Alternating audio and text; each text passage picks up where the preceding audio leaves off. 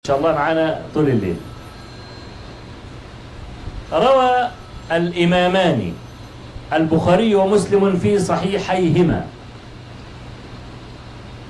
عن جابر بن عبد الله الأنصاري قال: كنا في غزوة الخندق وظللنا 3 أيام ما ذقنا فيها ذواقا. يعني إيه؟ ما كانوش ولا لقم. 3 أيام بيحفروا خندق وما فيش أكل. فربط النبي صلى الله عليه وسلم الحجارة على بطنه. ليه بيربط الحجارة؟ عشان يقدر يصلب طوله.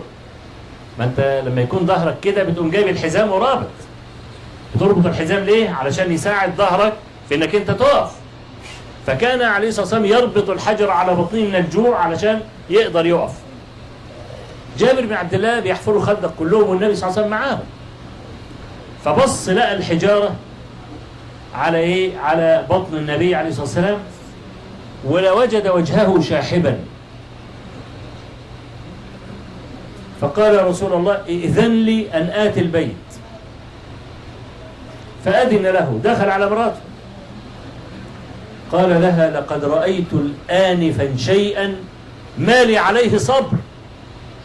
رأيت الجوع بوجه النبي عليه الصلاة والسلام. طب ما انت جائع انت كمان، ما انت بقالك 3 أيام ما اكلتش.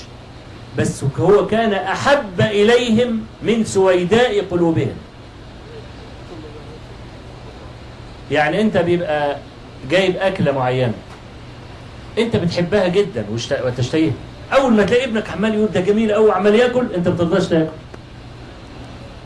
مع ان انت جايب عشان تاكل وتبقى سعيد ان الولد بياكل. طب يقول لك طب كل، يقول له انا ما اكلت منها كتير، وفرحان ان ابنك بياكل وشبعت كأنك اكلت. هم بقى النبي كان عندهم اغلى من كده، ما كانش زي الولد الاثير ولا الولد الوحيد ولا القصه ديت. قال: لقد رأيت آنفا شيئا ما لي عليه صبر. رأيت الجوع بوجه النبي عليه الصلاة والسلام. فهل عندك شيء؟ قالت: عندي عناق، معزة يعني جدي صغير، وعندي صاع من شعير. الشعير حد فينا بياكله؟ حد فينا بيخبزه؟ لا، هو ده كان أكله.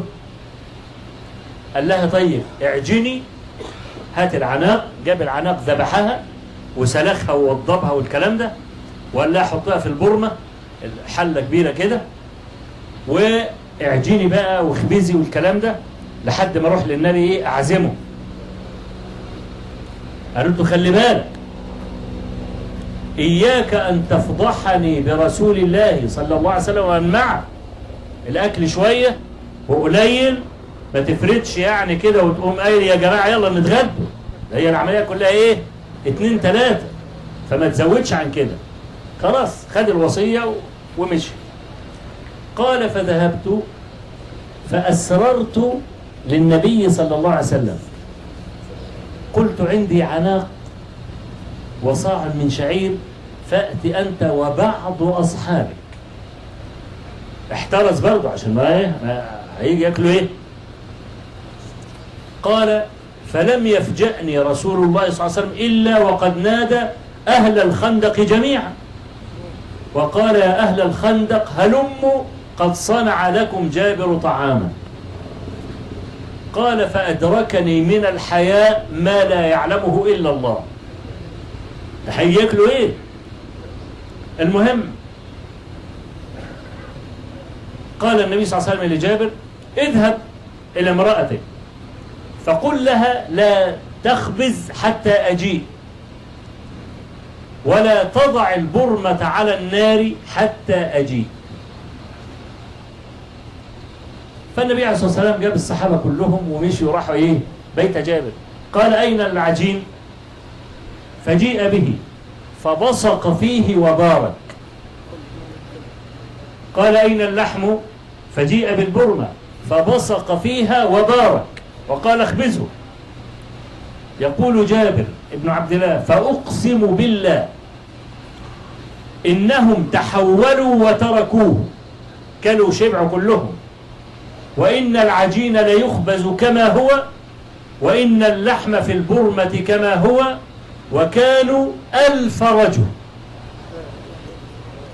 اللي بيحفروا الخندق 1000 رجل.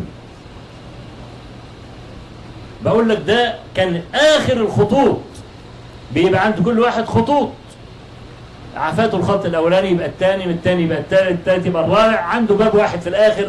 إذا فقد هذا الباب خلاص خلصت القصة.